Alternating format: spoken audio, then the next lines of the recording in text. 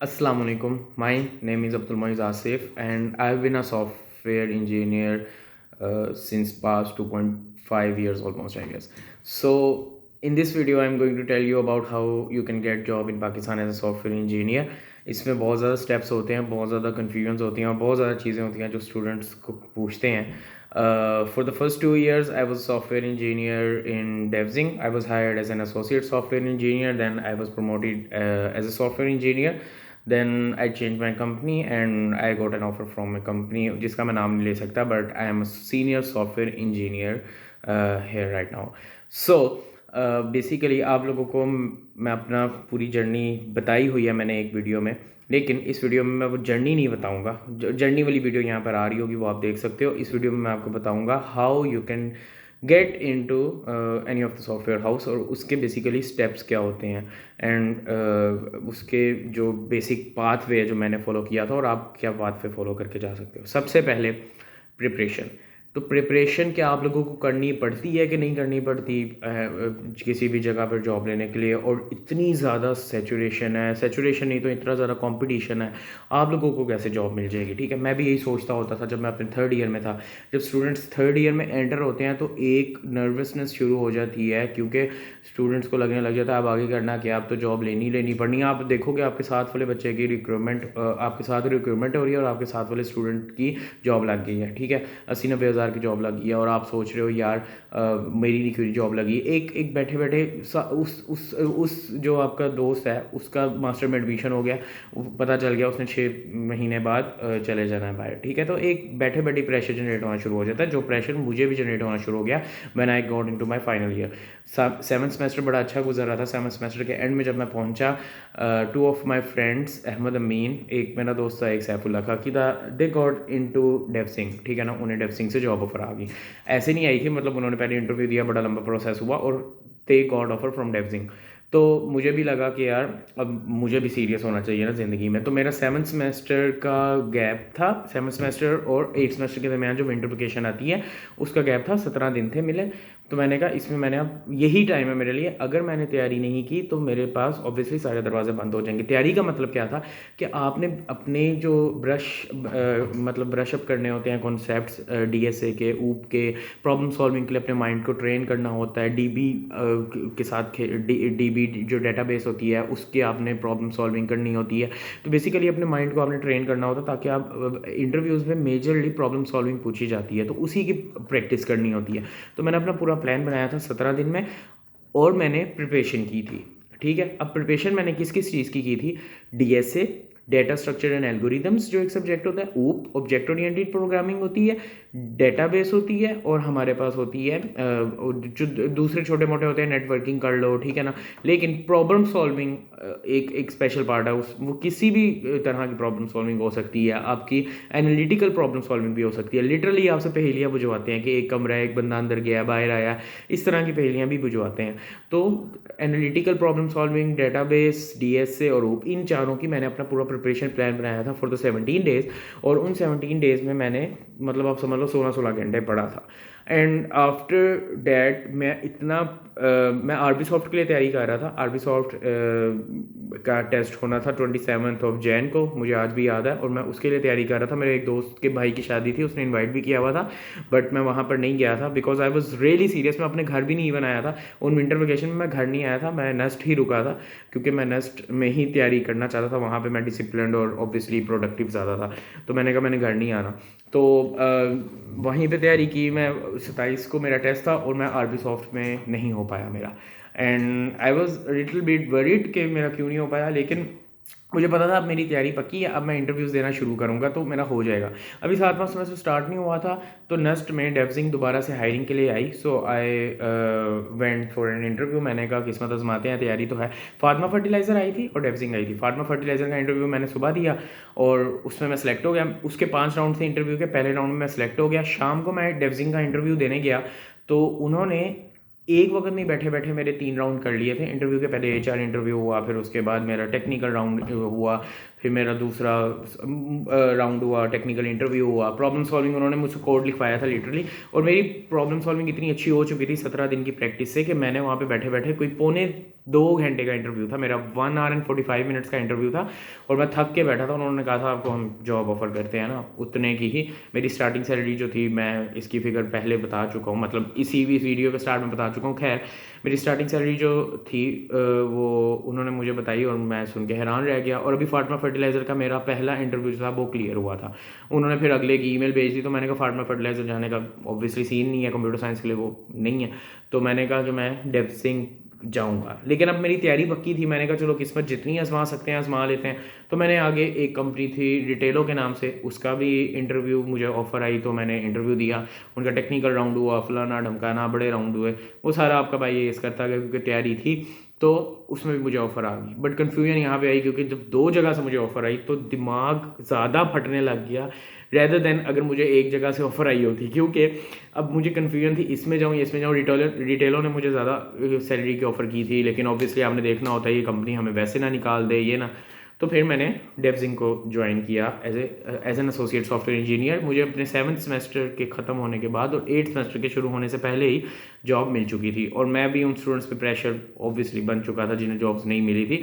सो ये एक बात थी, एक स्टोरी थी प्रिपरेशन की। तो प्रिपरेशन बहुत ज़्यादा ज़रूरी है। आप लोग भी डेटा स्ट्रक्चर्स के कॉन्सेप्ट्स रिवाइज करो और ऊप के कॉन्सेप्ट्स रिवाइज करो, डीबी करो, प्रॉब्लम सॉल्विंग करो। सेकेंडली आपने जो चूज़ करनी है ना, अब आप पूछोगे कि मोइज़ भाई हम कंपनी जब हम जाएंगे तो हमारे तो स्किल सेट नहीं देखे जाते, अगर तो हमने किसी टेक स्टैक में काम नहीं किया, हमने वेब डेवलपमेंट में काम नहीं किया, हमने डेटाबेस में काम नहीं किया, सॉरी हमने एज ए डेटा साइंटिस्ट काम नहीं किया या AI/ML में काम नहीं किया हुआ, तो हमें तो फिर लेंगे नहीं। तो ये एक फ़र्क आता है एक कंपनी में और एक स्टार्टअप में। कंपनी जो होती है ना वो आपकी बेसिकली आपको एज ए ग्रेजुएट हायर कर लेती है कि भाई इस बच्चे ने तो 4 साल में चलो पढ़ा ही है ना, शायद इसे टेक स्टैक में किसी में काम नहीं किया, AI/ML में काम नहीं किया, लेकिन 4 साल में इसने पढ़ा है, ठीक है ना, तो ट्रेनिंग हम दे देंगे। कंपनीज का एक प्रोसेस होता है, एक ग्रेजुएट स्टूडेंट को ग्रेजुएट ट्रेनिंग प्रोग्राम होते हैं इतनी कंपनीज में कि भाई एक ग्रेजुएट को हम उठाएंगे, उसे ट्रेन करेंगे अपने हिसाब से, अपने कंपनी के इन्वायरमेंट के हिसाब से, क्या टेक स्टैक हम यूज़ कर रहे हैं, कौन सी टेक्नोलॉजीज इस बच्चे को हम सिखा दें तो ये काम करने लग जाएगा। तो वो कंपनीज उठाती हैं और स्टूडेंट को गाइड करती है। मैं भी एक ऐसा स्टूडेंट था जिसने किसी टेक स्टैक में मतलब मैं एक्सपीरियंस नहीं था, मैंने एक्सपर्टीज़ नहीं ली हुई कि मैंने ठीक है इंटर्नशिप्स की थी लेकिन मैं किसी एक में नहीं था, मैंने 3-4 में की हुई थी। मैं ये नहीं कह सकता था मैं मास्टर ऑफ ऑल था, सॉरी जैक ऑफ ऑल था, मास्टर ऑफ नन था। तो आप कंपनी में ये होता है, जब आप एक स्टार्टअप में जाते हो ना, स्टार्टअप को चाहिए होता है बंदा आए और काम। स्टार्टअप के पास फंडिंग कम होती है, पैसे कम होते हैं, स्टार्टअप को चाहिए होता है बंदा आए, बंदे को हम लाएं, अगले दिन हम उससे काम कराना शुरू कर दें और बड़ा फास्ट पेस काम करवाएं, क्योंकि उनके पास फंडिंग कम है, उन्होंने आपसे मैक्सिमम आउटपुट निकालनी है, वो आपको ट्रेन करने का बजट नहीं रखते कहीं पे भी। तो ये डिफरेंस होता है स्टार्टअप और कंपनी में। जब आप कंपनी में जाओगे तो ये याद रखना, अगर आप कंपनी में जा रहे हो प्रिपरेशन अच्छे से करके जाना। अगर आप किसी टेक स्टैक में महारत रखते हो तो आप स्टार्टअप में जा सकते हो। स्टार्टअप आपको ज़्यादा पैसे देता है, स्टार्टअप में ग्रोथ भी ज़्यादा हो सकती है, क्योंकि स्टार्टअप जैसे जैसे ग्रो कर रहा है, 4-5 बंदों की कंपनी, आप उन 5-6 बंदों की कंपनी में चले गए हो, सिस्टम्स नहीं होते, आपको हर काम खुद ही करना पड़ता है, ठीक है, वो कंपनी वाला माहौल नहीं होता। लेकिन जब वो ग्रो कर जाए, रिस्क है ग्रो कर जाए अगर, तो फिर आप कंपनी के बोर्ड ऑफ मेंबर्स में भी आ सकते हो। लेकिन एक कंपनी में आपको एक बहुत कंफर्टेबल माहौल मिल जाता है, आपको दोस्त अच्छे मिल जाते हैं, आपको बहुत बेनिफिट्स मिल जाते हैं, हेल्थ बेनिफिट्स। अब मेरे भी काफ़ी हैं, मतलब मुझे करीम उबर वगैरह सारी चीज़ें, ये आपको काफ़ी ज़्यादा बेनिफिट्स एक कंपनी में मिल जाते हैं। तो स्टार्टअप की तैयारी अलग है जिसमें आपको टेक स्टैक में महारत होनी चाहिए, जिसमें आप रेडी टू वर्क हो, और कंपनी की तैयारी अलग है जिसमें आपने शायद काम इतना ना किया हो अपने ग्रेजुएशन में, लेकिन आप प्रॉब्लम सॉल्विंग वगैरह और बेसिक जो सब्जेक्ट्स कोर सब्जेक्ट्स होते हैं कंप्यूटर के, उसमें आपको चीज़ें आती हो। तो ये एक डिफरेंस आ गया। अब टेक स्टैक, मोहित भाई कौन सा टेक स्टैक आजकल ज़्यादा चल रहा है? तो आप लोग किसी भी एक टेक स्टैक में अगर महारत रखते हो ना, तो दुनिया में इस वक्त वेब डेवलपमेंट की भी है, ठीक है ना, right now requirement web development की है, AI/ML की भी है, हर चीज़ की है। हाँ, आगे किसका ख़त्म हो जाता है किसका नहीं ख़त्म होता वो इस वक्त हम बात नहीं करेंगे, इस वीडियो का वो मकसद नहीं है। किसी एक टेक स्टैक को पकड़कर उसमें मतलब एक्सपर्टीज़ ले लो और फिर आप लोग आपको जॉब मिल जाएगी, ठीक है ना। तो टेक स्टैक मोहित भाई मैं क्या करूँ, वेब डेवलपमेंट में चला जाऊँ, या सारी चीज़ें ट्राई करो, जो अच्छा लग रहा है उसमें चले जाओ। 2 तरह की रिक्रूटमेंट होती है। मेरी इन हाउस रिक्रूटमेंट हुई थी। इन हाउस रिक्रूटमेंट में क्या होता है, जब आप किसी अच्छे इंस्टीट्यूट से पढ़ते हो, मैं नस से पढ़ा हुआ था, एंड कुछ पाकिस्तान की अच्छी यूनिवर्सिटीज़ हैं जिनमें नस्ट, फास्ट, प्यास, लम्स, ये यूनिवर्सिटीज़ आती हैं। तो और भी आती होगी, मैं अगर नाम मिस कर रहा हूँ तो, लेकिन आप इनको वहाँ पर, ये इन पे पास कंपनीज खुद आती हैं और इनके बच्चे हायर करके ले जाती हैं, इन्हें जा जाकर सीवी नहीं फेंकनी पड़ती। मैंने अल्हम्दुलिल्लाह आज तक कहीं भी सीवी अपनी ड्रॉप नहीं की। ये दूसरी कंपनी में मुझे जहाँ पर जॉब मिली है, उन्होंने खुद मुझसे कॉन्टैक्ट किया था।